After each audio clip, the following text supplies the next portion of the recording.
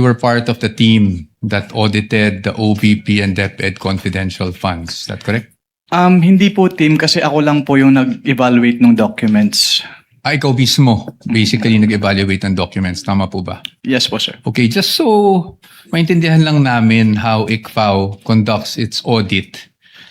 Yung mga auditors po ba, do they go to the field and observe itong mga confidential operations in person or? Since what we do po is compliance audit, we base our audit on the documents being submitted to the ICFAO. Okay. And do you get special training as auditors pagdating sa how confidential or intelligence operations are conducted? We base po our observations on the provisions naman po ng Joint Circular 2015-01. Okay. So, basically what you're saying is you base your audit on the documents submitted to you, not just by DepEd or OVP, but by any other government agency. Ganyan sa ICFAO. Based on the documents if they are compliant with the requirements of the Joint Circular 2015-01. Correct. Thank you. So, pagdating po dun sa mga dokumento na natatanggap nyo from OVP and DepEd, binabasa nyo po to isa-isa, no? Lahat ng attachments? Hindi po ako yung nag-receive noon. Meron po kaming receiving staff po. Pero kayo po, in your evaluation, do you go through the documents one by one? Yes po. I evaluate po if they are compliant with the requirements of the Joint Circular. Okay.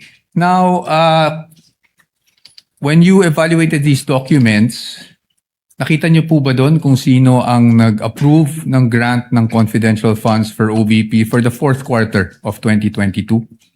Nakita ko po dun sa disbursement voucher po na si Asek Limuel G. Ortonio po. No, I mean the grant. Kasi wala po sa GAA yung OVP confidential funds for 2022 eh.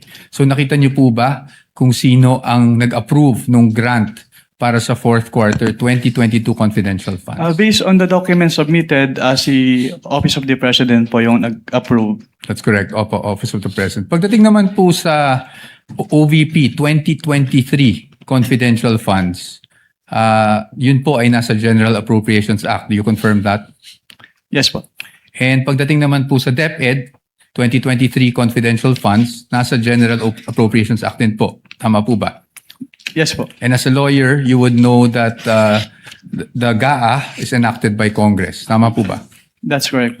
Now, yesterday, naalala ko po, natanong kayo doon sa time nyo sa ICFAO kung ilang vice president ang na-audit nyo pagdating sa confidential funds. Naalala nyo po yon? Yes po, sir. At ang sagot nyo po ay isa lang, si Vice President Sara Duterte, the respondent in this case. Tama po ba? Yes po.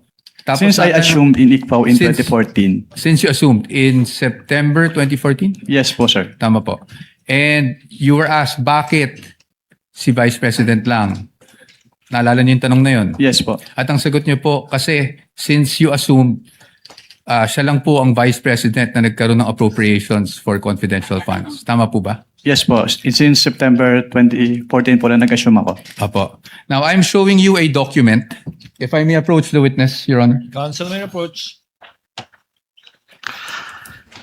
I am showing you a document Assisting entitled counsel from the prosecutors Spec- may also Oh, yes. approach should they so desire. I'm showing you a document, and this document is from the Department of Budget and Management, entitled Special Allotment Release Order, dated. Medyo malabo lang po yung document, no?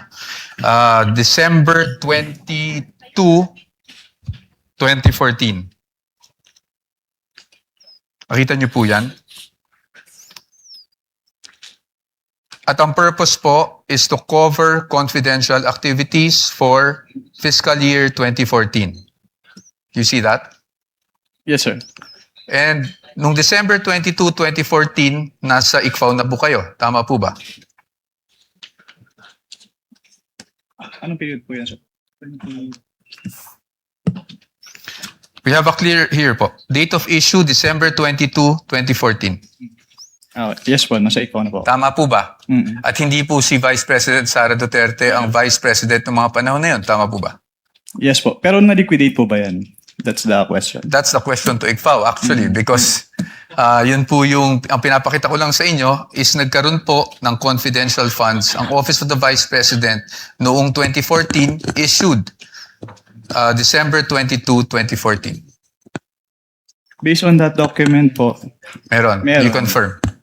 But that's okay, no? Because maybe you were just not aware yesterday when you were asked the question. I just wanted to put that on record because marami na rin pong lumalabas sa social media na si Vice President Sara Duterte lang ang Vice President na nagkaroon ng confidential funds. But you confirm that, sir. Your Honors, just a manifestation, this has not been pre-marked. We just came upon this document yesterday after the statements were made.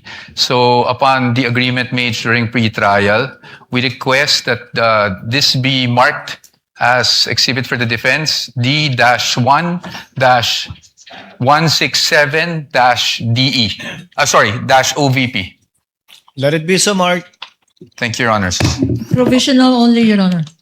Yes, of course, subject to the objections of the prosecution when the time is Of course, at appropriate. the proper time. Thank you, Your Honor. And we will provide the prosecution with a copy as well. Kindly we do know- that after, perhaps later on, after the trial, or now too, so that it can be made a subject matter of redirect should the counsel for the panel of prosecutors Medyo so malabo. desire.